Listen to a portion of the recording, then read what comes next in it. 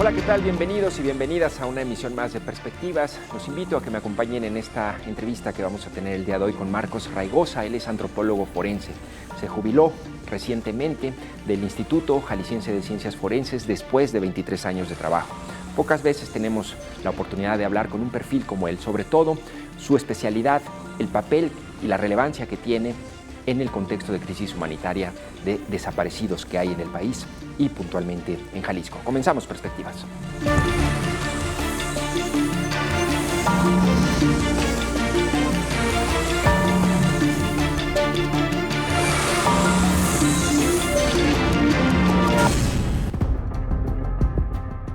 Marcos Raigosa, perito en antropología forense, trabajó durante 23 años en el Instituto Jalisciense de Ciencias Forenses, del cual recién se jubiló.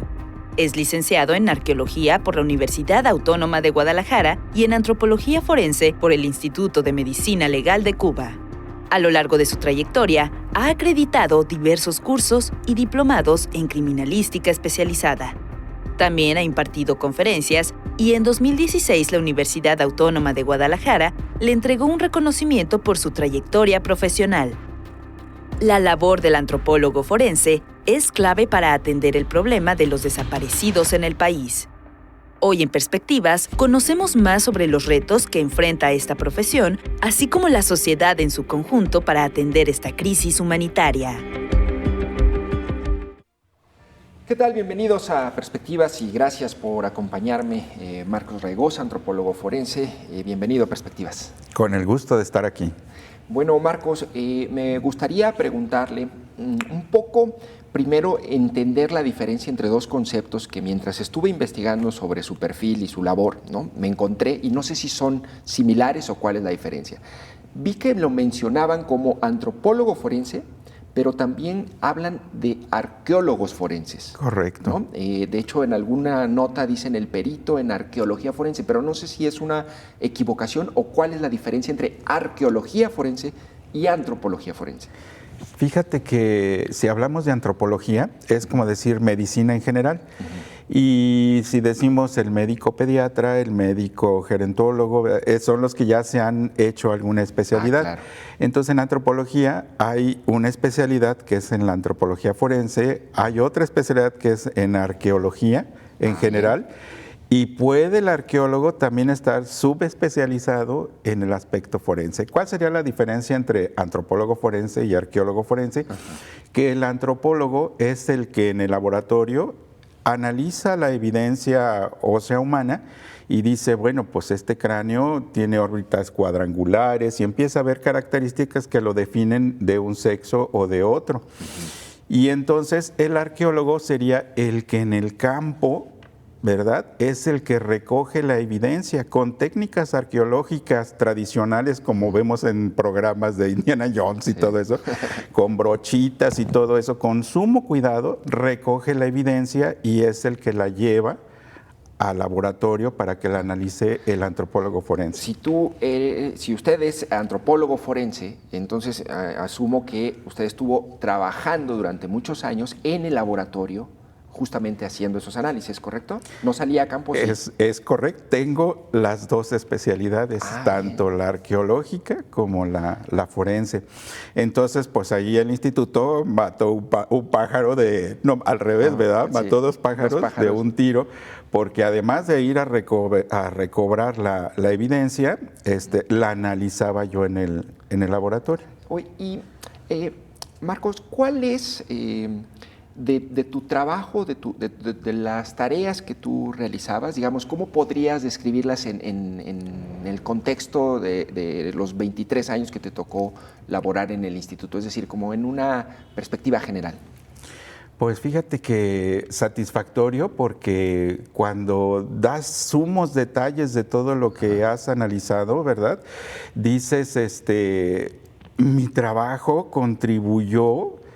Como decía el maestro Villaseñor, que en paz descanse, ¿verdad? Decía, es la última oportunidad, un cadáver tiene la última oportunidad con nosotros de que se haga justicia, de que alguien diga, este individuo es Juan Pérez, por decir un nombre, ¿verdad? Entonces, es la última oportunidad, y cuando tú, con tu trabajo, das esa le das la oportunidad de que se haga justicia, es la mejor satisfacción. Oye, Marco, y en tu caso vi que estudiaste medicina legal en Ese era antropología en Cuba, en ¿no? Cuba. ¿Por qué en Cuba? Porque en su momento no había en México. Cuando tuve que hacer mi especialidad de forense, no había ninguna universidad, ningún instituto que en México se formaran como antropólogos forenses. Entonces tuve que viajar yo al extranjero y Cuba tenía la especialidad con el insigne maestro Soto Izquierdo. Cuando yo era estudiante de universidad, el maestro Soto Izquierdo ya andaba por el mundo dando conferencias. Entonces, cuando me mandan a mí a hacer mi especialidad con Soto Izquierdo, pues era como decirte, te vas a ir a estudiar al Vaticano con el Papa, ¿verdad? ¿Te puedo tutear, Marco? Con toda la confianza. La verdad es que me inspiraste confianza. Con toda la Intenté confianza. hablarte de usted, pero me salió natural el tuteo. Oye, Marcos, a ver, ya, para darle fluidez a esto. Entonces, tú llegas al instituto, ¿ya había un área de antropología forense? No había ningún área. ¿Tú qué área. papel juegas allí? Cuando llegué, yo tuve un curso que le llamaban de formación pericial y como a los judiciales, como a los policías, es un curso inductorio para después entrar a laborar a la fiscalía o a la policía, en este caso al Instituto Jalisciense de Ciencias Forenses. Y cuando vieron ahora sí que mi perfil, dijeron, pues ante una necesidad ya en aquellos momentos de un antropólogo, nos cayó como perla, ¿verdad? Sí. Entonces, ¿Fuiste el primero? Fui el primer antropólogo forense en el estado de Jalisco y en su momento el séptimo a nivel nacional en haber en todo el Ahorita país. Ya hay universidades que ofrezcan la licenciatura, ¿verdad? Ya hay. ¿Cuántos hay ahorita en el instituto? Fíjate que cuando me salí había 7 antropólogos pero no sé si haya aumentado. Y espero que no haya disminuido, ¿verdad? Pero ya había más gente. ¿Tú cuándo lo dejaste el instituto? El 1 de noviembre del año pasado, sí. Oye, Marcos, y a ver, ¿qué sí puede determinar el antropólogo forense en un caso, por ejemplo, como los que te han tocado atender puntualmente de desapariciones, fosas, y qué no puede determinar la antropología forense? Puede determinar cosas muy valiosas, ¿verdad? Que ahorran muchísimo tiempo. Con la simple vista podemos decir, este es humano y este no pertenece a... ¿verdad? Entonces ya no nos entretenemos en analizar huesos que no corresponden a un ser humano. Claro. Y después puede decir, por las características óseas de diferentes segmentos, este era un hombre o este era una mujer. Igualmente, analizando más a fondo, podemos decir, porque los cierres epifisiarios, por estas otras características, este hombre tenía tal edad. Entonces, vamos aportando datos, como dicen los gringos, el Big Four, ¿verdad? Vamos aportando de las personas que están desaparecidas. Entonces, dices, yo estoy buscando a un masculino de tal edad y vamos encauzando la identidad hacia, ahora sí que como en la primaria, ¿verdad? Vamos discriminando de un universo hasta llegar a cierta precisión. Por ejemplo, ¿cuál es el dato más sutil que pueden determinar? Digamos, evidentemente generalidades como el sexo, la edad, pero el dato más sutil al que pueden llegar. Cuando existe una patología, ¿verdad? Una enfermedad. Que digas, esta enfermedad solo se presenta una en 1,000,000 y él la tiene. Entonces, casi automáticamente decimos, esta persona... ¿Y eso cómo lo hacen? ¿Cómo lo determinan? Pues analizando todo el esqueleto, ¿verdad? Se ven patologías que en mi vida pensé que las iba a ver. Claro. Oye, Marco, tú entraste en el 99 al Instituto de Ciencias Forenses. La guerra contra el narco se declara en el 2006. Entonces te tocó, digamos, como toda la curva de crecimiento de violencia homicida hasta este momento que es ya... inconcebible lo que está ocurriendo. ¿En qué momento, Marco, de tu experiencia profesional, tú dijiste, aquí algo está pasando, se está transformando, ¿no? Y mi trabajo se está requiriendo mucho más de lo que ordinariamente era requerido. ¿En qué momento hubo un punto de inflexión y cómo lo identificas? Cuando el Registro Nacional de Personas Desaparecidas nos arrojó la cifra de 40,000 desaparecidos en todo el país, fue cuando dije, haciendo cuentas, más o menos tardamos de 1 semana a 2 semanas en analizar un cadáver. O sea, son 15 días, y si nos vamos al mayor tiempo, son 15 días para analizar un cadáver. Entonces yo hacía cuentas, dije, somos 7 en el país y tenemos 40,000. Si esos 40,000 aparecen el día de hoy, haciendo cuentas, unas simples ecuaciones matemáticas, quiere decir que nos tocaría 40,000 entre 7, nos tocarían aproximadamente de más de 8,000. Y si yo le calculo que tardo 15 días, quiere decir que yo tardaría 60 años en analizar lo que le tocaría a Jalisco examinar o analizar. Claro. Entonces, me puedo jubilar 2 veces y no termino de lo que a mí me correspondería analizar. ¿Eso en qué año fue cuando lo visualizaste así? Pues cuando fue ya la guerra al narco, ¿verdad? Sí, en tiempos de Calderón. En tiempos de Calderón. Entonces decíamos, nos surge que haya más antropólogos forenses porque no nos damos abasto, estamos sobrepasados. Dices que hay 7 ahorita de cuando tú dejaste. Cuando yo dejé. ¿Y esos son suficientes? No, definitivamente no son, porque te digo, si en aquel momento nos tocaban de más de 8,000. Ahorita con 100,000, al menos el censo oficial. El Registro Nacional, la cifra más actual que yo encontré es de junio y nos dice que hay 286,000. En el acumulado histórico. En el acumulado. Oye, Marcos, ¿y cuántos serían idealmente un buen número de antropólogos forenses? Para Jalisco. Pues los que correspondan al flujo de Son 15,000 desaparecidos. Imagínate cuántos antropólogos necesitan. En algún momento con alguna presidenta de una asociación de desaparecidos, le decía yo, es que ya no podemos esperar a que algún muchacho que termina preparatoria estudie su licenciatura y luego se especialice y venga a pedirnos y lo contratemos, ¿verdad? O sea, yo sigo hablando como si todavía perteneciera al instituto. Entonces, decía, creo que tenemos que hacer, ahora sí como en Estados Unidos, de acuerdo a las necesidades de la comunidad, crear una carrera técnica, como decir, necesitamos paramédicos, pues hay que hacer paramédicos. Hacemos una escuelita de técnica de paramédicos. Creo yo que estamos en el momento, es más, yo creo que el momento ya se nos pasó, pero urge que formemos técnicos en antropología forense. En antropología forense. Oye, Marcos, ¿y cómo ha sido la evolución o cómo fue la evolución en el tratamiento de los cuerpos por parte de la violencia del crimen organizado? Es decir, ¿qué tanto se complica tu labor?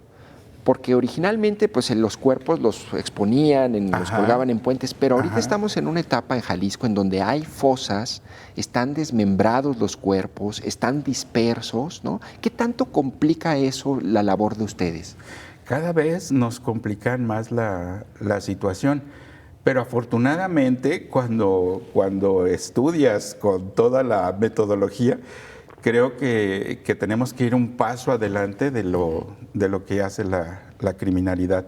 Y en el instituto empezamos a ver casos, pues lo más exótico, cuando yo entré, lo más exótico que nos llegaba de un caso criminal eran los famosos entambados. Claro. Que era cuando mataban a una persona, la metían a un tambo de 200 litros ahí engarruñada y todavía le echaban concreto para taparlo y lo sellaban y ese tambo iban y lo tiraban en un despoblado o en un río, en alguna parte donde pensaran que nunca iba a ser encontrado.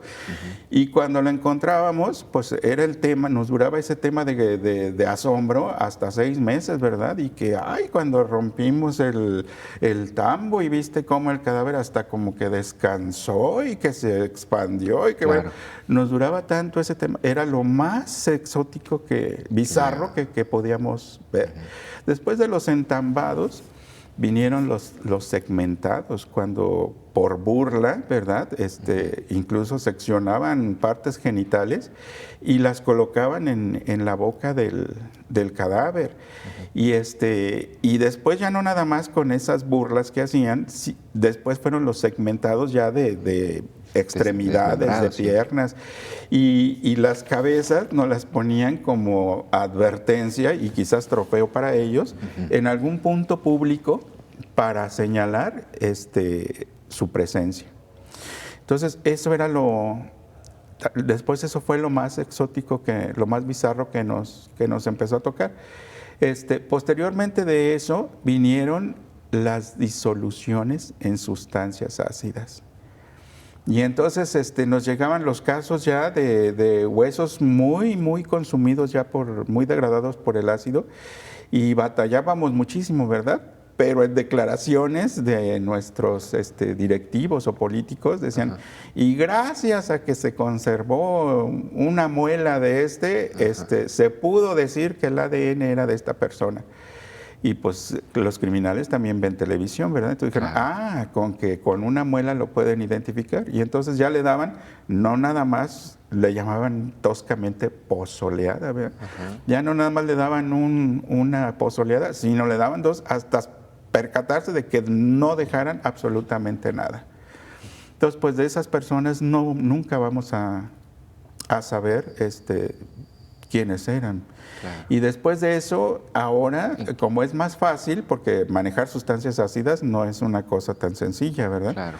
Entonces ahora lo más fácil es la incineración, ¿verdad? Los queman y todavía a veces llegan a tomarse la molestia de triturar como si fuera una cremación normal, para cenizas, que no nos queden evidencia. Y una vez quemado, pues ya no hay ADN que nos pueda... ¿En dónde los creman? En donde ellos puedan. ¿Ladrilleras? Incluso lo más sencillo es un tambo de 200 litros de lámina, ¿verdad? Ahí los creman. ¿Cuánto bueno, no vamos a dar ideas ni información, pero ¿y en este momento en qué etapa estamos? ¿De la cremación? La cremación. Pero además hay fosas con muchísimos desmembrados. Es increíble la cantidad de cuerpos y de segmentos que hay. Sí, Marcos. Estamos, yo creo que ahí tenemos también que dialogar con los colectivos y con nuestros dirigentes de cómo podemos manejar un stock, aunque se oiga mal, ¿verdad?, de tantos cadáveres, porque un cadáver, aunque esté refrigerado, de todas maneras se sigue degradando. Si tú compras carne y la metes al refrigerador, de todas maneras, si no la usas, se degrada.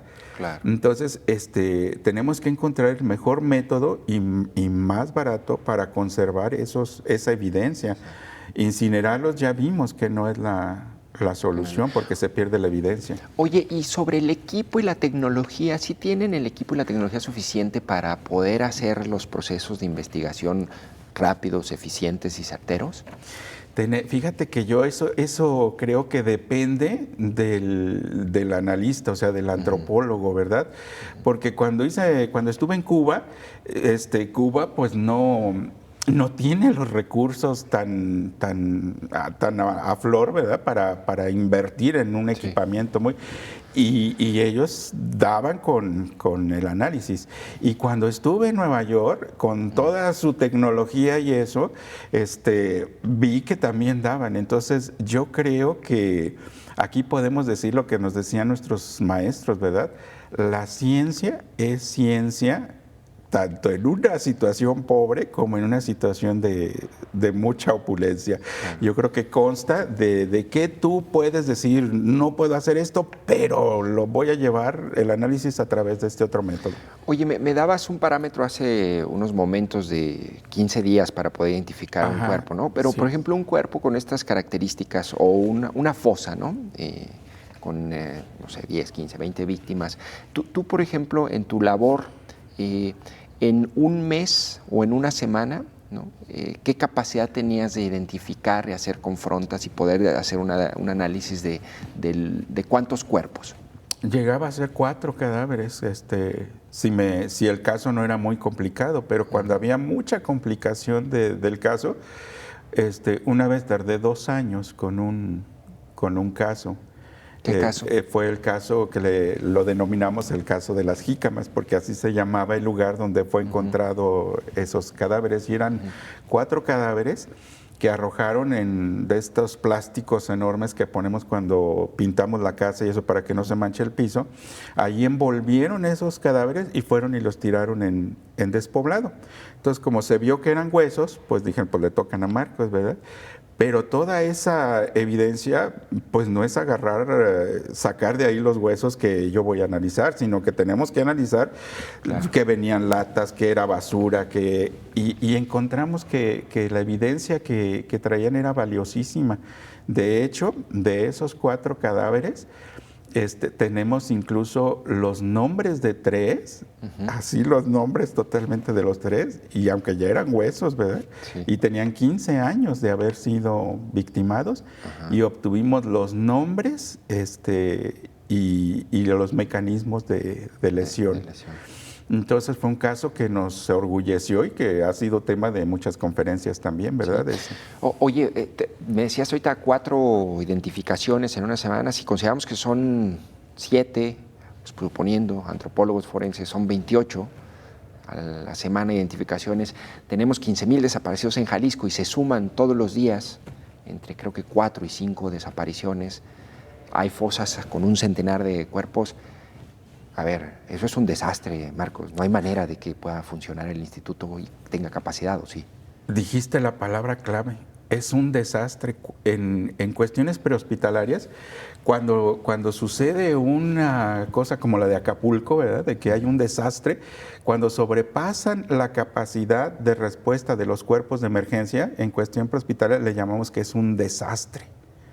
Y también hay protocolos para atender esos desastres, ¿verdad? Decimos, sobrepasó, pero lo vamos a manejar de esta forma. Yo creo que aquí estamos ante un desastre. No es una crisis forense, es un desastre porque sobrepasó ya nuestra capacidad de respuesta. Y tenemos, sin que nuestros políticos se sientan vulnerados por decir que estamos ante un desastre, creo que tenemos que juntarnos tanto gobierno como asociaciones, como universidades, decir, tenemos que atender esto. No es posible que estemos trabajando con 7 gentes cuando se nos va a desbordar. O sea, es como un inmenso dique que vemos que se va a desbordar de una presa y no hacemos nada. Oye, Marcos, pero ¿cuántos años lleva ese desastre? O sea, ¿lleva este sexenio, el pasado, el antepasado? Pues, te digo que con Calderón yo ya veía que decía, voy a tardar 60 años si aparecieran esos 40,000. Claro. Entonces, yo creo que nos hace, y en muchas juntas con los directivos yo lo expuse, dije, estamos sobrepasados, tenemos que hacer esto. Oye, pero, por ejemplo, el anterior gobierno y sobre todo en este momento dice, no hay crisis, no hay desastre, estamos haciendo las cosas, estamos avanzando. El discurso político entonces miente. No podría yo decir que miente porque nos basamos en la evidencia que tenemos, ¿verdad? Yo creo que lejos de que el gobernador vaya y haga una visita a los organismos que estamos mencionando, ¿verdad? Que vaya, pero él dice, mañana visito tal, para ver si en realidad hay. Y por supuesto que ese día echan pinol y le ponen flores, claro, y todo muy bonito. Entonces llega y dice, pues, ¿cuál crisis? Pues ojalá que el gobernador pudiera ver esta entrevista y escucharte. Que haga una visita sin anunciarse. Claro, claro. Habla... Es poco común que podamos platicar con perfiles como el tuyo, Marcos. Generalmente está filtrado por la clase política, por los directivos, ¿no? Es importante saber lo que está pasando en el instituto. Yo creo que ahora sí, como decían nuestros abuelos, ¿verdad? No podemos tapar el sol con un dedo.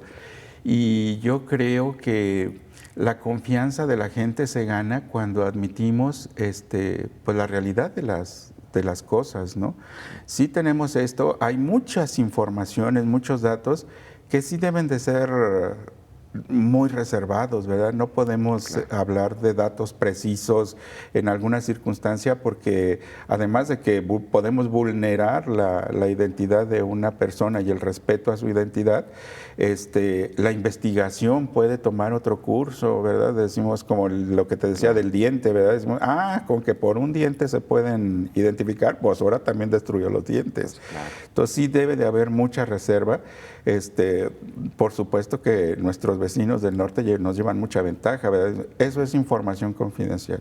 Claro. Oye, pero ¿por qué esto es información reservada? Claro, Marcos. Oye, si te parece, Marcos, vamos a una breve pausa y seguimos platicando más sobre tu trabajo, tu perfil, el Instituto de Ciencias Forenses y la crisis de desaparecidos en México y en este estado de Jalisco. ¿Te parece? Con gusto. Vamos a un corte y regresamos a Perspectivas. Estamos entrevistando a Marcos Raigosa. Él es antropólogo forense recién jubilado del Instituto Jalisciense de Ciencias Forenses aquí en el estado.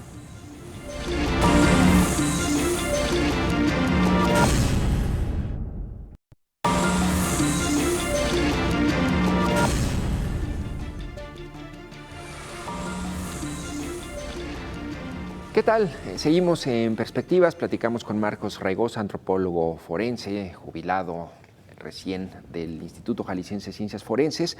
Y bueno, Marcos, me gustaría también, ahorita que platicábamos sobre toda su labor, el número de casos que tienen que atender los antropólogos forenses y los peritos en el instituto, ¿tú qué casos emblemáticos o de alto impacto te tocó digamos, atender o resolver? No sé si sea el término correcto.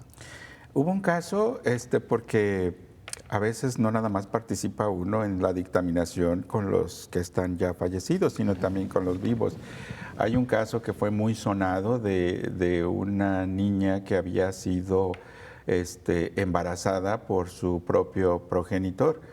Y entonces decían que cuando llegó a dar a luz, decían que pues era una niña porque ella decía que tenía 12 años, algo así.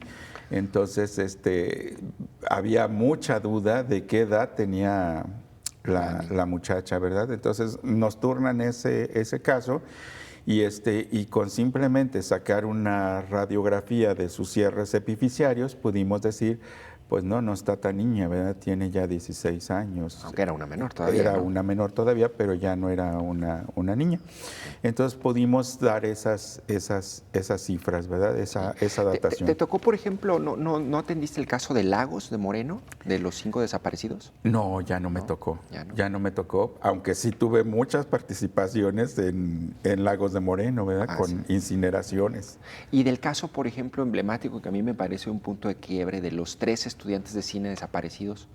¿De dónde? De los 3 estudiantes de cine desaparecidos con Aristóteles. No, tampoco, porque no era un caso que incluyera restos óseos, ¿verdad? Claro. Eran cadáveres. Y de estos eventos paradigmáticos relacionados con el crimen organizado, ¿recuerdas alguno en particular? Pues me sonó mucho el caso de los estudiantes de la fe. Claro. Ahí sí participé. También anduve ayudando, colaborando alguna vez con el caso de Ayotzinapa. Ya. Y pues son los que ahorita me vienen a la mente, ¿verdad? De esos casos. Oye, volviendo un poco al instituto, fíjate que leí, Marcos, se ha reportado en medios, ¿no? Que hay, hablando de la saturación del instituto, se habla de 3,100 y tantos cuerpos, ¿no? De 2018 a la fecha. Esto está en la página del instituto, en el registro de personas sin identificar, ¿no? Dice que hay 3,000 y tantos. Pero hace unos meses un organismo, el CEPAD, dijo, no es cierto, son 9,000, ¿no? Porque si contamos desde 2006 a la fecha, ¿no? ¿Cuántos cadáveres más o menos hay o cuántos cuerpos hay resguardados sin identificar? Fíjate que más, porque ahí ¿Más? ya... ahí tenemos una situación. de que los cadáveres que tenemos están ahí sin identificar, pero a mí me preocupa más lo que llaman la cifra negra, ¿verdad? ¿Cuántos tenemos ahí? Pues sí, podemos tener 3,000, pero ahí están, ya en resguardo, ¿verdad? Pero los que están sin hallazgo, eso es una cifra. El INEGI en el 2022 dio una reseña de una encuesta que efectuaron y donde decía que el 92.4% de los delitos, estamos hablando de delitos en general, no se denuncian por diferentes causas, ¿verdad? Porque la gente ya no cree en sus instituciones, en las autoridades, o porque consideran que es una pérdida de tiempo. Dicen, ¿para qué voy y pierdo? Y basta con preguntarle a los colectivos de que diario están en Procuraduría, en Fiscalía, perdón, ver qué avance hay. Y tenemos una situación de que, bueno, el investigador puede tomar un caso, pero es también insuficiente para 15,000 desaparecidos. No hay, necesitaríamos casi un ejército para que le toquen cuando menos 5. Oye, pero entonces, ¿cuál es la cifra más o menos estimada en total? ¿Si son 9,000, 10,000 los cuerpos sin identificar? Pues eso dice el Pero tú CEPAC, que estuviste allá adentro, ¿qué puedes? Pero como yo, los últimos años que pasé en el instituto, yo ya no estaba en el área del CEMEFO, y creo que también sería una irresponsabilidad mía dar una cifra porque no me consta. Entonces, pero sí, te digo, lo que más me preocupa a mí es la cifra negra, que de cualquier forma es como las muertes del COVID, ¿verdad? Que fueron 2 millones. Pues sí, pero los que por estar en rancherías, los huicholes, que no hay un registro civil, todos los que pudieron haber muerto de COVID, hay una cifra que no está reportada. Y aún el COVID todavía diría yo que es más certero decir, sí, fueron 2 millones. Pues sí, a lo mejor hay unos 100,000 que no se reportaron. ¿Cuántos casos te llegaban en promedio en un día? En un día pueden ser 1 o 2 y otros días sí definitivamente no llegaba a nada, pero siempre estuve muy ocupado. Hablando nada más de tu especialidad, porque si no, los casos se derivan a otras áreas, ¿no? Así es. Veía que en 2022, es la última cifra, hubo más de 13,000 pruebas genéticas forenses en el... O sea, ¿cuántas personas hacen esas 13,000 pruebas? Pues como son máquinas, nada más es cuestión de alimentar la máquina. Algún organismo, creo que, no quiero mentir cuál, pero algún organismo dijo que el sesgo de error cuando se manejan cifras de ADN tan global como son esas muestras, disminuye la fiabilidad de la prueba. En lugar de ser el 99.3, creo que es la cifra que nos da científicamente, puede disminuir al 97 o al 98% cuando se manejan esas cifras. Oye, Marcos, a ver, dame un consejo, o danos un consejo a nosotros los periodistas, en general la ciudadanía y los colectivos, ¿no? Pero, ¿en qué debemos fijarnos? ¿Qué parámetros debemos cuidar, ¿no? Para saber si el instituto está haciendo un buen trabajo y tiene las herramientas suficientes. Es decir, ¿qué indicadores son los que hay que estar atentos y no descuidar para verificar que el instituto pueda hacer su trabajo correctamente? O sea, yo en algún momento, algunos organismos hacen encuestas en su personal, de decir, ¿te sientes a gusto o te sientes que tu trabajo no eres considerado, no eres reconocido, no eres esto? Yo creo que en este momento habría que hacer una encuesta interna y hasta si quieren reservada con los peritos, de decir, ¿te sientes aquilatado? Porque somos peritos, o sea, estamos analizando. Claro. No puedes exigirle a un perito que digas, te llegaron 2, órale, para mañana los quiero. Claro. O sea, hay pasos metodológicos que no puedes hacer con esa premura. Simplemente una prueba de ADN en hueso puede tardar en promedio de 2 a 6 meses. No me digas. Una muestra en un hueso. Entonces dices tú, pues sí, por eso nos ponen, yo sigo hablando como si perteneciera ahí, ¿verdad? Sí, por eso ponen cartelones, decir, nos urgen que hagan las confrontas. Que creo que eso es otro aspecto que no se ha abordado mucho, Marcos, que es el aspecto individual de los propios peritos y los trabajadores. Es decir, ¿tú qué implicaciones de salud, emocionales, psicológicas hay en una persona que está a un ritmo de trabajo y con esa tragedia todos los días enfrentándola? ¿Qué es lo que ocurre? Pues imagínate, estar diario viendo cuestiones de muerte vemos lo peor que hace la sociedad, ¿verdad? Lo peor. En lo que yo noté que me afectaba a mí es que ves una serie de televisión de cualquier canal o plataforma y tú con tu mente ya estás condicionado a analizar en forma criminológica. Vas a ver que este va a ser el asesino. Ay, sí, es una santa, esto y lo otro. Vas a ver. Y efectivamente, o sea, como que tú ya estás condicionado a analizar esas situaciones en lo que yo noté en mi persona. Sí. Pero por supuesto que hay otros que se van en otras situaciones, ¿verdad? El estrés. Simplemente, ¿verdad? Dices, ya estoy estresado, ay, voy a ir a echarme unas porque ya no aguanto. Entonces, claro que afecta. Tenemos un instituto estresado. Tenemos un instituto no estresado, al borde de la locura, porque los trabajadores están trabajando, pero sí a ritmos, yo puedo decir, inhumanos. Sí, me imagino. Y te digo, es sorprendente porque a mí me gustaría más, Marcos, que pudieran salir los propios peritos, digo, cuidando un poco las cuestiones de privacidad, que pueda hablar el personal, que pueda hablar el instituto. En teoría el instituto es autónomo, ¿no? Pero parece responderle al gobernador y a la fiscalía, ¿no? Yo creo que una de los grandes, puede decirse, nudos con los que nos tienen es precisamente la reserva de datos. Un perito no puede decir cifras, ¿verdad? De decir, ¿sabes qué? Esto es así, tengo tantos, tengo esto, porque hay una reserva por lo que implica en la investigación que está haciendo la fiscalía. Pero sí puedes hablar de tus condiciones de trabajo, ¿no? Sí puedes hablar de las condiciones, pero tampoco puedes decir, quieren que sin reactivos yo analice, pues ¿cómo voy a reanalizar sin reactivos, verdad? Claro. Entonces, yo creo que hay situaciones que te digo, quitándonos todo nuestro orgullo y todo, reconocer y decir necesitamos.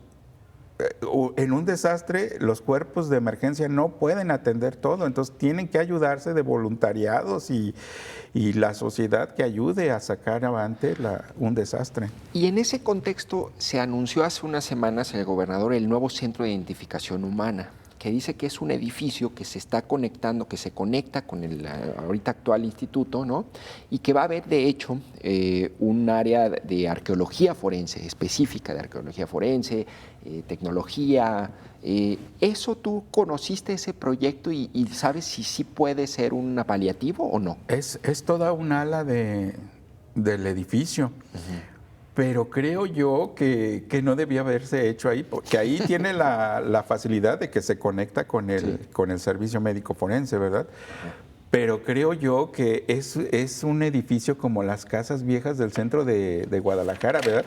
Ay, pues vamos adaptando aquí, y aquí ponemos una pared de esto, y aquí va a ser ahora esta área, y aquí va a ser esta otra.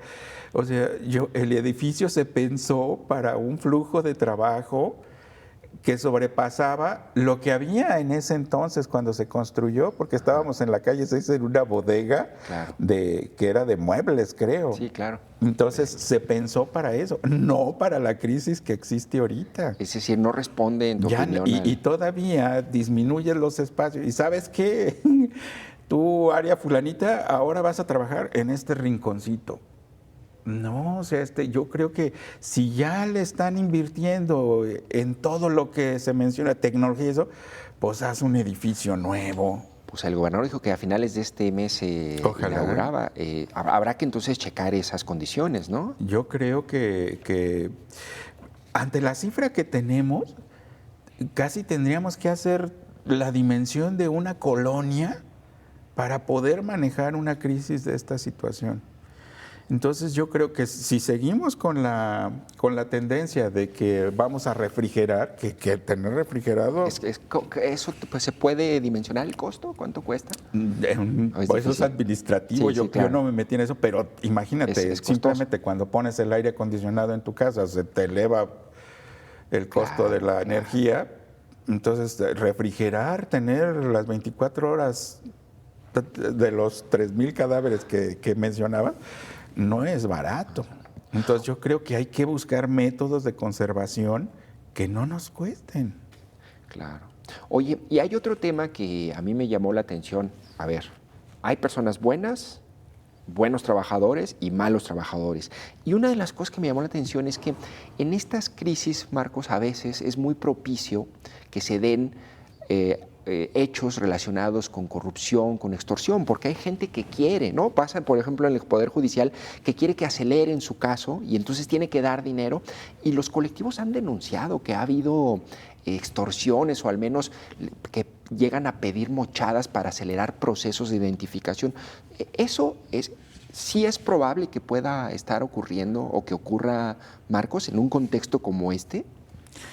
A mí me tocaron situaciones en donde me quisieron dar dádivas por sacar, por acelerar, pero es muy difícil porque como tú sigues un método, en el caso de antropología, si dices, ¿sabes qué? Di que no es una muerta, que es un muerto, pues no puedo porque ahí está la evidencia, ¿verdad? O sea, aunque quisiera, está fuera de mis manos, porque ahí está la evidencia. Cualquiera que la vea va a saber que es erróneo.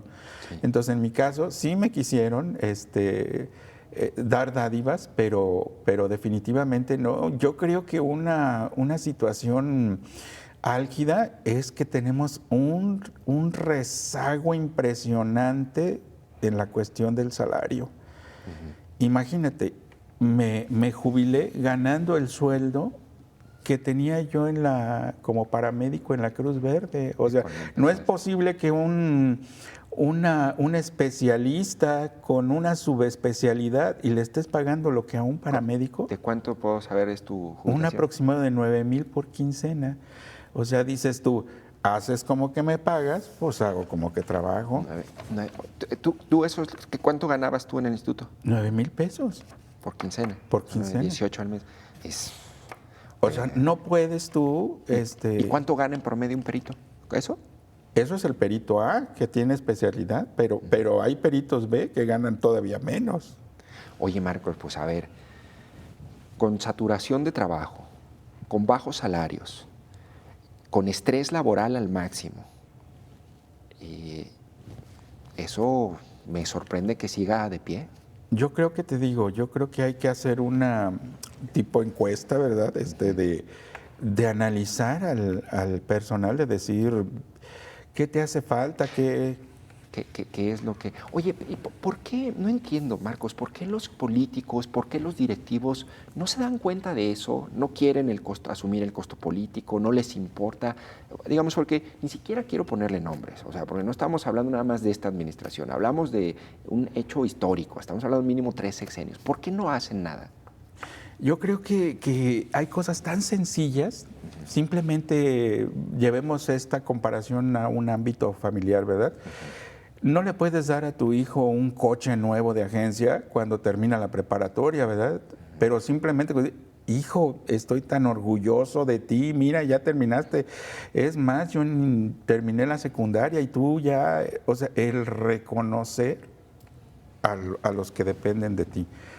A mí en algún momento, siempre casi la mayoría de directores me tuvo en un nicho, ¿verdad? Y me reconocían y me exalzaban y todo. Y eso me daba sentido de pertenencia, ¿verdad? Decías que soy reconocido, soy respetado. Entonces, creo que con detalles tan mínimos como son esos, puedes lograr que el personal, ahora sí como dicen popularmente, se ponga la camiseta, ¿verdad? Sí. Oye, porque otro fenómeno que también noto es que yo empecé cubriendo la policíaca, la nota roja, hace 15 años más, ¿no? Y yo recuerdo que el instituto tenía un área de prensa, daba entrevistas, tenía, digamos, como una interlocución con los aspectos públicos de su trabajo, ¿no? Lo que sí se puede publicar. Y ahorita está completamente cerrado, ¿no? Fíjate que fuimos punta de lanza. A mí me mandó llamar la Embajada de Estados Unidos en el Distrito Federal para colaborar en los protocolos de atención pericial de antropología forense para diseñar. Mira. Estuve yo comisionado con la embajada ya un mes y varias semanas para que una embajada diga a ver, tráeme a ese perito, o sea, para que nos ayude aquí, o sea, no es cualquier cosa, o sea, claro. Estás reconocido y dices tú, aunque me paguen 5 pesos, pero estoy haciendo lo que estudié y lo que me gusta. Lo que te gusta. Oye, Marcos, ¿y qué sabes tú sobre las delegaciones regionales? Es decir, pues aquí tenemos un problema en la ciudad, en la metrópoli, pues, pero en las delegaciones regionales pasa lo mismo, ¿o qué conoces tú? Con el simple hecho de que no existen en las delegaciones todas las especialidades, ¿verdad? Entonces, los casos que no son de criminalística o de identificación vehicular, etcétera, que son áreas muy, muy comunes, por así decirlo, son turnados definitivamente al instituto. A la central. Claro. Pues no tienen los equipos. No tienen. Oye, si tú el día de mañana te dijeran, a ver, tú tienes el poder de decisión, ¿no? Y, digamos, aparte de atender la cuestión de la salud laboral del personal, ¿no? Y tú pudieras emprender una acción, ¿no? Para empezar a resolver el problema en ciencias forenses, ¿qué sería lo que harías? ¿Qué es lo primero que harías? Reconocer al personal. Sí. ¿Y cómo lo puedes reconocer? Pues págale bien. No sé cuántos años llevamos ya sin ningún aumento de sueldo. O sea, te digo, no es posible que te estén pagando lo que un ayuntamiento, no gobierno del estado, lo que un ayuntamiento le está pagando a un técnico. Claro, 18,000 al mes es... No puede ser. ¿Qué edad tienen más o menos en promedio los peritos? ¿Son jóvenes, edad mediana o ya más o menos Pues ya nos estamos jubilando, que definitivamente siguen entrando. Sí se están formando nuevos perfiles. Sí se están formando. En promedio yo pienso que un perito tarda, ya que entras a trabajar, en lo que tú ves cómo está el contexto de tu especialidad, creo que mínimo son 2 años en lo que tú ya estás formado para dictaminar, ¿verdad? Sí. De decir, la situación se analiza, se hace así. Sí. Oye, veo muy comúnmente en los últimos años que hay muchas licenciaturas en criminalística, en criminología. Sí. ¿Esos perfiles sirven? Sí sirven, claro que sí sirve. Todo lo que sea estudio y eso, claro que sirve. Sin embargo, yo creo que te digo, hay que dialogarlo con las universidades porque ya no sé cuántas escuelas hay. Y simplemente cuando existía nada más una que formaba criminalistas, decíamos, bueno, pues salen 60 cada semestre, salen 60. ¿Dónde va a trabajar esos 60 si son criminalistas? No pueden decir, soy criminalista, que me contraten en un banco. Pues ¿para qué contratan un criminalista? Forzosamente tienen que venir a tocar las puertas del instituto. Y aquí necesita un perito o morirse o jubilarse para que deje su plaza. ¿Tu plaza la ocuparon ya o no? Yo creo que sí, espero, ¿verdad? Que no esté vacante. Que no esté vacante. Oye, y por ejemplo, aquí en Guadalajara, ¿en qué universidad puedo estudiar antropología forense o la especialidad? En la UDG. ¿En la UDG la tiene? La UDG tiene antropología, no tiene la especialidad. Pero yo creo que más, te digo, es tan urgente la necesidad que tendría mucho éxito. Y luego, si te están pagando como técnico, pues ¿para qué estudias una licenciatura? Claro. Entonces, yo pienso que tendría mucho éxito si las universidades le echan ojo y dices, ¿para qué tardo en formar 4 años y medio un especialista en una licenciatura base y luego otro 2 años en una especialidad? Pues mejor hago una especie de técnico, ¿no? Una especie de técnico con 2 años y medio o 2, si se puede, y vámonos a trabajar. A trabajar al instituto. Oye, y finalmente quisiera preguntarte, ¿No complicó tu trabajo el nuevo sistema de justicia penal? Hay muchas quejas en otras áreas y en otros momentos, digamos, del hecho criminal, pero en tu caso ¿no hubo alguna complicación? Nunca No, tuve ninguna situación. Porque ya ves que tuvo que cambiar los protocolos, el primer respondiente. En tu caso no. No, nada más puedes seguir lo que tú tienes como parámetros, ¿verdad? Claro. ¿Cuál era tu horario? Cuando estaba en antropología era de 8 de la mañana a 3 de la tarde. Sí.